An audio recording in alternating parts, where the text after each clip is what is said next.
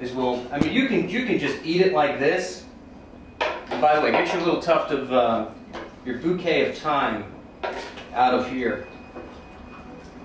And at this point, you don't want to be blending into your string and stems, that's for sure. Depending on the size of your blender, this is kind of where you want it. Just like that. On the top. A little bit of extra, because I don't have my little top there. Keep it on one. Always, when you're blending hot, keep it set low, okay? Because when you have a lot of steam that builds up in there, once that gets moving, you have a lot of pressure. So always keep it on the lowest setting to start with, and then you can get it moving as you move along.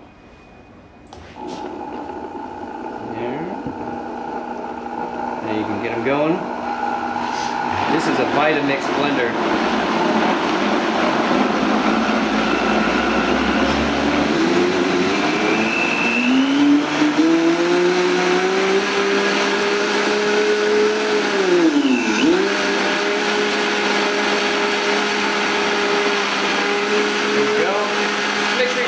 On there. Let that run on high for just a minute.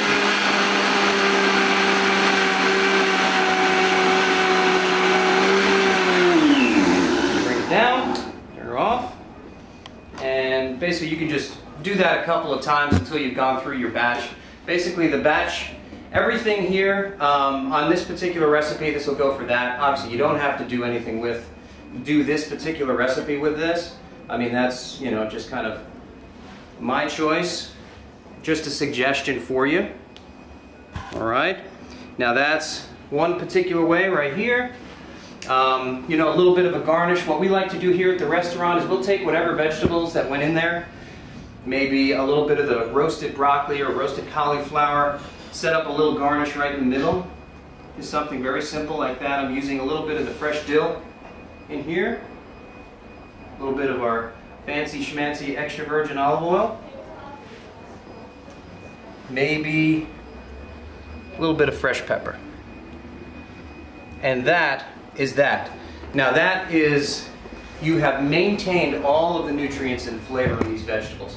I mean, this, it just smells like fall. It's absolutely gorgeous, absolutely gorgeous. All right, well that's pretty much that right there. If you have any questions at all, please don't hesitate. FarmBox@chowbella.com. This is a little interesting. Obviously, this is not a professional video setup, but we're going to move as we grow. Hopefully, you know, everyone will grow with us, and our customer base will grow, and hopefully, this program will we'll get to the point where we're doing this a lot more often. Real quick on these beets, you know, I mean, there's a lot of things that you can do with them. What I've done here, and basically a recipe that I'm going to include for you. This is a pickled beet, and essentially, I mean, if you just take a look right here, you look at just the color on that, I mean, just absolutely beautiful.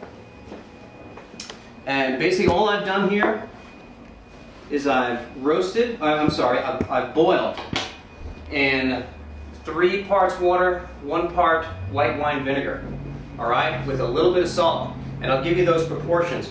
But essentially, once you get them to that point, it's nice and soft, and you can take the back of a fork and just peel them up real quick, just like so.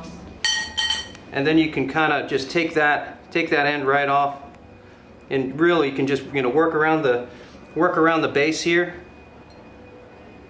you know, where you can see a lot of this stuff will just flake right off, just like so. Right? And then you get a nice clean vegetable as such. And that's what we've done here with these.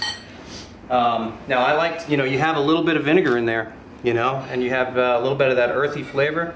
So I'm just going to do a little bit of extra virgin, a little pinch of salt, a little pinch of pepper, and basically we can take some of this fresh dill, or actually this is fresh fennel. Now just take a look at that right there. I'm not doing much here, but if you just see how beautiful that is. A couple of leaves of our greens, a little bit of, maybe a couple of drops of lemon juice, maybe a little bit of fresh goat cheese from Sweetgrass Dairy, and you're home free, all right? Nice and easy, nice and simple, and you have that recipe as well. Thank you so much. I hope you enjoy. First out of the gates, real excited, and happy eating.